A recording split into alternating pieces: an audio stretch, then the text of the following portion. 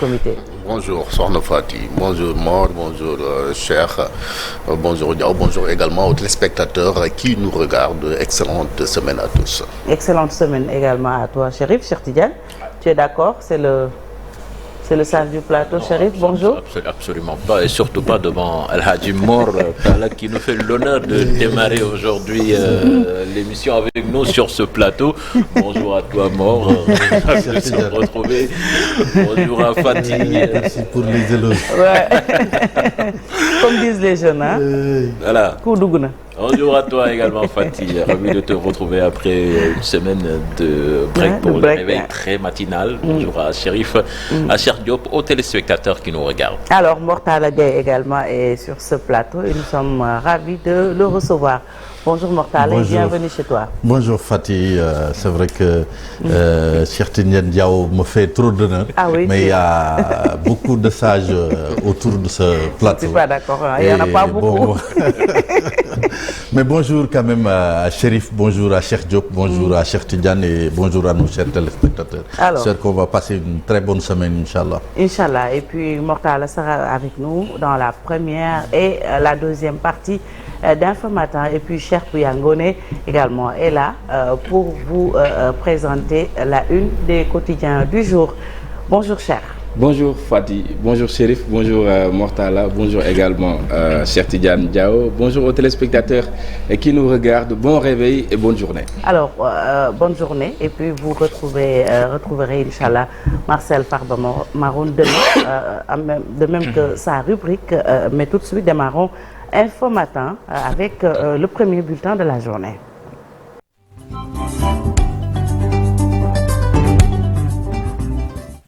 Procès Mame Mbaye Niang Ousmane Sonko, le leader de PASTEF décide de ne plus se présenter devant la justice, Cheikh Tidiane. Fatih, une déclaration faite ce dimanche donc dans le cadre de sa campagne de désobéissance civile. Le leader de PASTEF dit avoir l'obligation de résister. Je vous propose de l'écouter. Comment voulez-vous qu'un citoyen aille répondre dans ces conditions? Et pire encore, que la justice soit complice de ces agissements. Parce que lorsque je me suis présenté devant le juge, avec des habits déchirés,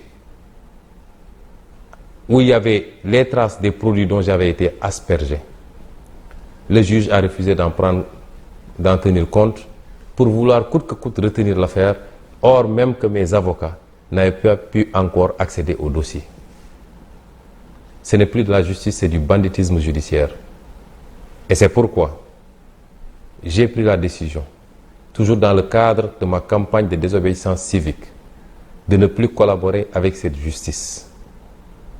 Si la justice, si l'État ne peut pas nous garantir le minimum de sécurité pour pouvoir nous rendre à une convocation qui, somme toute, devait être ordinaire, je ne me présenterai plus devant cette justice pour répondre à quoi que ce soit. Puis après le verdict du 30 mars dernier qui a condamné le leader de PASTEF les Patriotes à 2 mois de prison assorti de sursis de 200 millions de francs CFA de dommages à intérêts à verser à la partie civile. Le dossier se poursuit donc en appel. Après on renvoie le 17 avril dernier. Le procès donc en appel va se tenir aujourd'hui. Rappelez que cette décision d'interjeter appel de Mame Mbaye Niang et du ministère public avait été dénoncée par la défense. Plus de détails avec Mambiram Diouf. Le ministère public et la partie civile ayant interjeté appel, Mame Mbaye Niang jugeant insuffisant le montant des dommages et intérêts, de même que le parquet sur la condamnation pénale, car Ousmane Sonko avait été condamné en première instance à 2 mois de prison avec sursis, assorti d'une amende de 200 millions de francs pour diffamation dans l'affaire Prodaca. Une décision du tribunal correctionnel de Dakar rendue le 30 mars dernier. Auparavant, sa comparution le 16 mars au tribunal où il devait être jugé avait provoqué des troubles et des manifestations à Dakar. Les partisans du leader de PASTEF criant au complot, sa défense parle d'une violation des droits de leurs clients. Maître Bamba Cissé et ses collègues estiment qu'il y a de la précipitation dans le traitement du dossier et que les appels introduits par le procureur et le ministre Mame Mbaye Niang visent à rendre inéligible Ousmane Sonko pour la prochaine présidentielle. Le 17 avril, première date retenue pour le jugement en appel déclaré Maître El Hadji Diouf du pôle d'avocats de Mame Mbaye Niang. Ce renvoi consacre le respect de tous les droits de toutes les parties et que personne ne vienne dire que les droits de la défense sont violés et que le délai imparti à Ousmane Sonko pour interjeter appel n'est pas expiré. Ousmane Sonko, justement, fera-t-il le déplacement ce lundi au tribunal? Le maire de Ziguinchor ayant convoqué le même jour les conseillers municipaux en session ordinaire à l'hôtel de ville de Ziguinchor. Et puis retenez que pour des raisons de sécurité, la circulation des motocyclettes et cyclomoteurs interdites dans le département de Dakar ce lundi 8 mai 2023 de 6h du matin à minuit ne sont pas concernés par les dispositions du présent arrêté. Donc les motocyclettes et cyclomoteurs des personnels des forces de défense de sécurité ainsi que ceux mobilisés pour les autorités sanitaires. Et pour des raisons dûment motivées, une dérogation peut être accordée par le préfet du département de Dakar aux personnes dont les activités professionnelles le justifient. Sornofati. Le procès Mame Mbaye Niang Ousmane Sonko, le directeur général de la SAPCO, invite les jeunes à ne pas se laisser manipuler. Et il dit que le leader de PASTEF n'a aucun respect pour les institutions de la République. Souleymane Ndiaye, qui était en meeting à Keur Massar, à Keur Mbaye Fall plutôt, salue l'appel au dialogue lancé par le chef de l'État. Je vous propose de l'écouter, des propos recueillis par Abdoulaye Anne. Tout le monde sait également qu'avec Ousmane Sonko, depuis qu'il a eu des problèmes avec Mme Adji Sarr, on ne reconnaît plus Ousmane Sonko.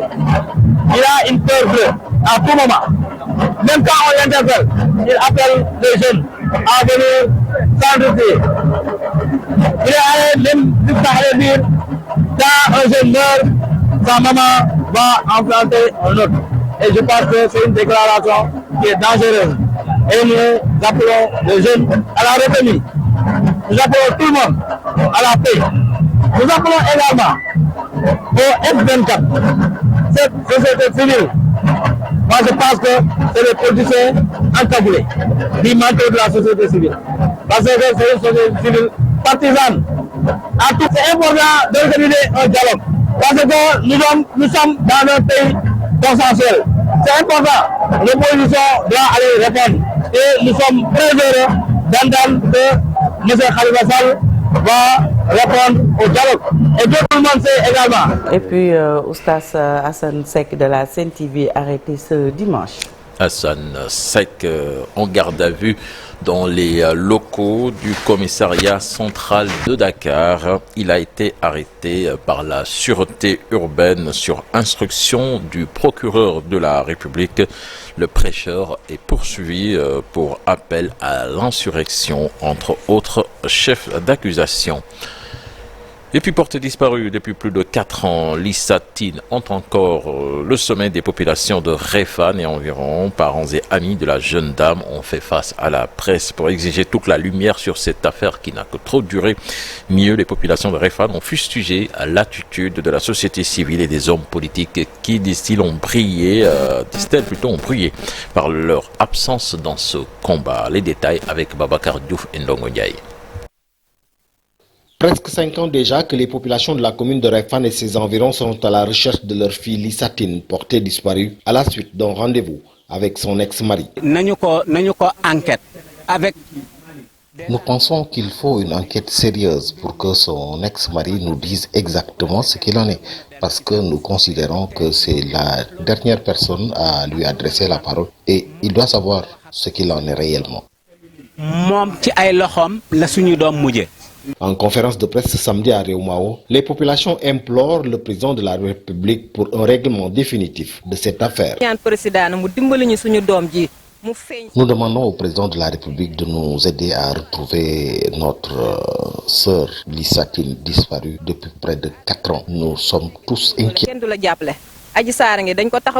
Modou Diouf, le président du mouvement Baol Debout, et ses camarades regrettent le silence assourdissant des hommes politiques et des organisations de défense de la cause féminine. Manifestations et de conférences de presse ont été organisées par notre société civile. Une société civile qui n'a qu'une seule angoisse, qui n'a qu'une seule sens, c'est celle qui n'a qu'un seul sens, c'est celle existentielle. Combien de manifestations ont été organisées par la classe politique sénégalaise? Et pourtant, ce cas ne les intéresse. Tout ce qu'ils veulent, c'est un procès équitable pour lever tout équivoque sur cette affaire.